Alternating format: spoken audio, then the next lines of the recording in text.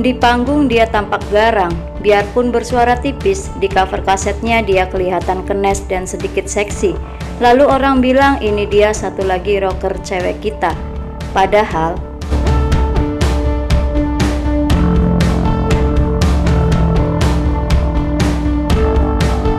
kisah ini pernah dimuat di majalah mode nomor 1 tahun ke-15 edisi 7-20 Januari 1991.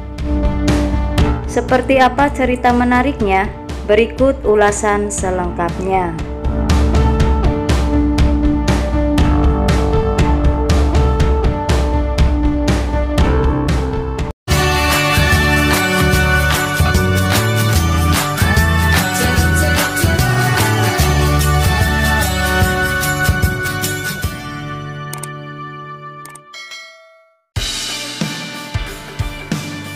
Nike memang bukan penyanyi rock, nggak tahu ya kenapa orang anggap Nike itu lady rocker. Padahal suara Nike kan nggak pas buat lagu rock. Begitu sanggahnya ringan, seringan kunyahan permen karet yang sejak tadi memenuhi mulutnya yang mungil itu. Nike adalah profil remaja masa kini yang punya kesempatan bagus dalam urusan tarik suara. Berbekal bakat, kemampuan, tampang yang menarik, dan kemauan keras, akhirnya Nike mendapatkan apa yang jadi buah mimpi semasa kecilnya. Kapan sih Nike mulai menyanyi? Nike tersentak sesaat. Maklum, ia baru saja menyimak tampang cowok yang mirip Tom Cruise, yang tiba-tiba nyelonong tepat di sudut pandangnya. Apa? Oh wah, Nike mah udah suka nyanyi dari kecil, ujarnya dengan cengkok Sundanya yang kental. Ingatannya lantas melayang ke beberapa tahun lalu, ketika dia baru saja 3 tahun menghirup udara dunia. Dari sinilah perjalanan karirnya dimulai. Pagi itu ayam belum lagi berkokok ketika Nike kecil terbangun dari tidurnya. Sesaat tubuhnya berkeliat dan punggung tangannya mengucek kedua kelopak matanya yang belum melek benar. Lantas dia turun dari pembaringan dan menghampiri sang ayah yang masih terlelap tidur. "Pi, papi, bangun dong, fotoin Nike," rengeknya berkali-kali sambil mengguncang tubuh ayahnya sampai terbangun. Dengan mata yang masih berat, sang ayah terpaksa meladeni permintaan anaknya itu. Lantas diambilnya kamera yang selalu siap pakai itu dan beliau mencoba mematut-matut buah hatinya di depan lensa.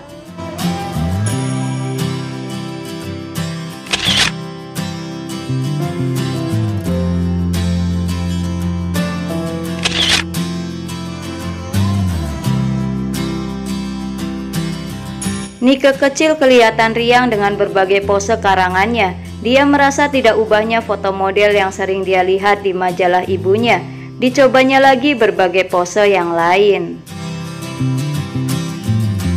Sang ayah, Bapak Edi Kusnadi, yang seorang karyawan PJKA itu pun meluluskan semua permintaan anaknya yang lagi lucu-lucunya itu. Tidak terasa pagi mulai merambat. Sang anak yang tahu akan jadwal ayahnya yang harus pergi ke kantor, kini ganti mencari perhatian lainnya. Dia minta dinaikkan ke atas meja dan mulailah berdendang dengan lantang. Seisi rumah yang terbangun gara-gara keramaian ini lantas disuruhnya jadi penonton. Suasana pagi pun menjadi meriah. Begitulah hampir setiap pagi jadwal tetap ini harus ada. Sebelum sang ayah pergi ke kantor, beliau harus mau menjadi juru potretnya terlebih dulu, dan seisi rumah harus siap menjadi penonton penyanyi cilik yang belum mandi itu. Waktu itu Nike pengen sekali jadi pragawati, penyanyi, pramugari, dan dokter. Kenang Nike. Ternyata 10 tahun kemudian impiannya itu menjadi kenyataan. Beberapa impiannya kini terwujud sudah. Jadi penyanyi, foto model, malah sekarang lagi giat-giatnya main film. Namanya lantas disebut banyak orang dan kehadirannya sangat ditunggu. Bahkan tidak sedikit yang jadi korban gara-gara orang ingin melihatnya beraksi di atas panggung. Nike Ardila, nama itu kian jadi buah bibir di kalangan masyarakat dan pecinta musik tanah air. Semua itu dia capai lewat tangga yang tidak saja panjang, tetapi juga curam. Betapa tidak, sejak kecil dia ditempa lewat disiplin yang ketat dalam latihan, lomba atau cuma buat manggung di acara 17-an di lingkungan rumahnya. Dan sekarang dia harus berhadapan dengan para pedagang seni yang tidak sedikit yang hanya ingin mencari keuntungan dari dia.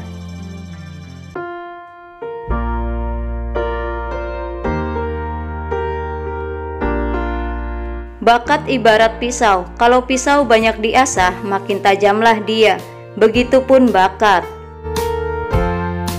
Waktu kedua orang tua Nike tahu akan bakat terpendam anak perempuannya ini, mereka sengaja mencarikan seorang pelatih.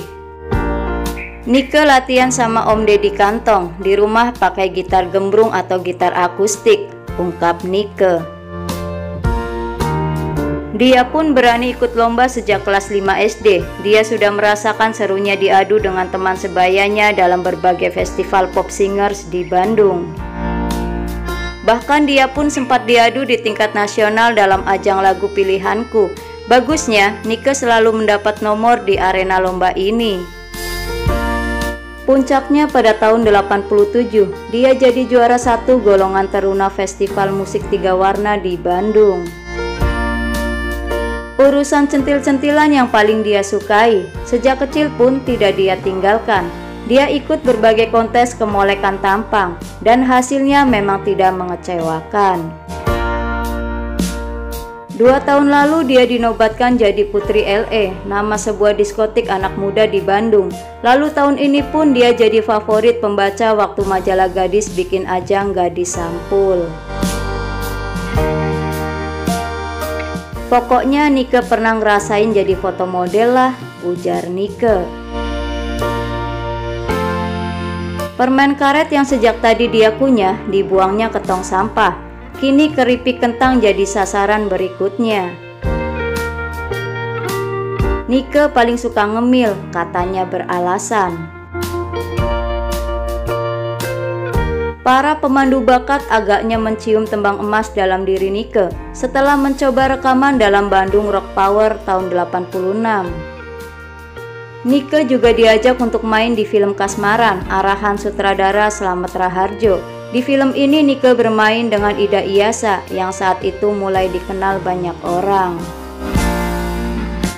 Nike ditawarin lagi ikut film Gadis Foto Model. Ya ikut lagi deh, ujar pembaca setia serial komik Donald Bebek ini. Yang membawanya ke tangga puncak dunia tarik suara ialah saat Nike bikin album Seberkas Sinar. Album ini membuat nama Nike berkibar di seantero Nusantara. Kasetnya laris manis Tanjung Timpul. Nike pun menyabet bonus Super Kijang. Wah, mobilnya Nike pakai buat jalan-jalan tiap hari. Sekarang sih Kijangnya udah di Nike sih. Genjotan kedua setelah diseling main film Ricky Nakalnya Anak Muda bareng Rian Hidayat ialah album Bintang Kehidupan. Nah, ini dia yang membuatnya mantap di jajaran artis peringkat atas di negeri kita. Dia sabet BASF Award dan keliling Eropa hampir sebulan. Sejak album pertama dulu sampai sekarang, panggilan manggung di berbagai kota setiap minggunya tidak pernah sepi. Ini artinya sama dengan rezeki nomplok.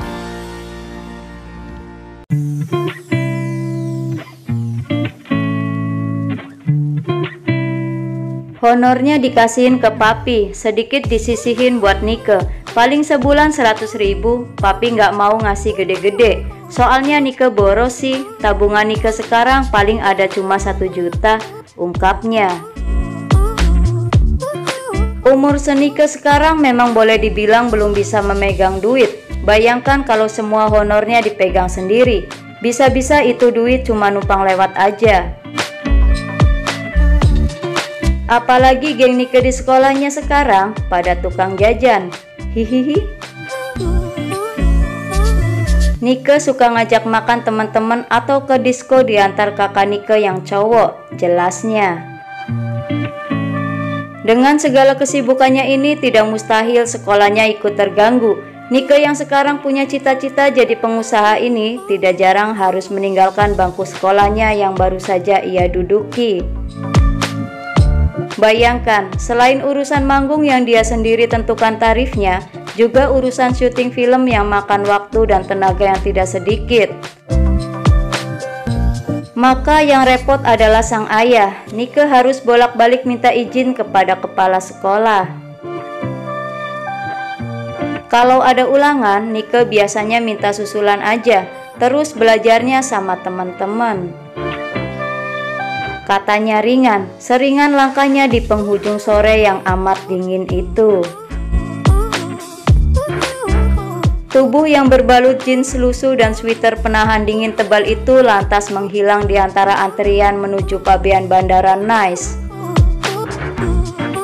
Jalan Nike masih amat panjang, di atas sana masih banyak awan menghadang, bahkan mungkin tidak sedikit petir yang siap menghanguskannya. Tinggal Nike sendiri yang harus siaga. Siapkah dia? Semoga ulasan tentang kisah perjalanan karir almarhumah Nike Ardila ini menambah informasi dan selalu bermanfaat. Lebih banyak tahu lebih banyak. Sekian dari admin, terima kasih dan sampai jumpa kembali.